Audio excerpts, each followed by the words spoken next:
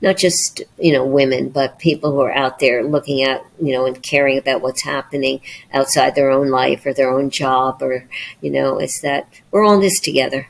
And well, and for people that are listening and may have an interest in, you've lived this incredible life. I'm sure if you went back and talked to Barbara, who is, still going through school and sort of figuring it out, you would have never imagined that this is how your life would turn out.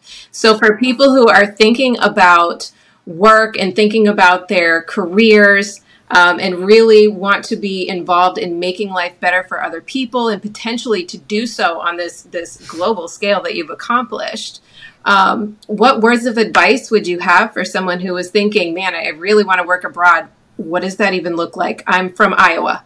How do you get from Iowa to overseas and making a difference? Well, you can start in your own community. It's a really good place to start.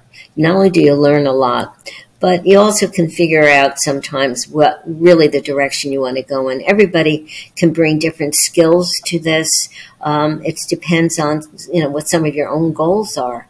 But I really recommend something that I started with, and actually, as I said in one of my books and that I wrote, and then I also wrote a book, by the way, about my travels and the volunteering, because I found in different countries volunteering isn't as broad and as committed as it is in this country. What's the name of that book? Volunteerism, an International Connection. But I think that everybody can do something, and I used to always say that to volunteers. Don't feel like you have to commit to do this and that, and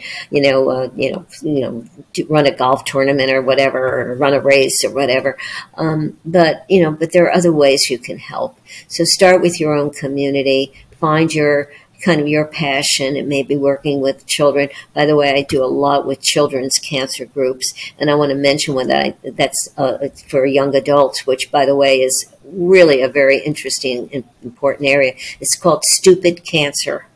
And the reason I'm giving them a shout out is because it's for adolescent and young adults. And I went to a conference of theirs right before COVID, and it was absolutely life-changing. So, again, I'm going to continue to do that kind of work. But again, you can get involved at even the smallest level. And I say, not just cancer, maybe in another way. But the other thing is, frankly, donate to charities like ours who are really grassroots. And I hope you choose us because I think we have some more important work that we want to, get out there that will help, make other kinds of programs more accessible. And so, you'll have that information.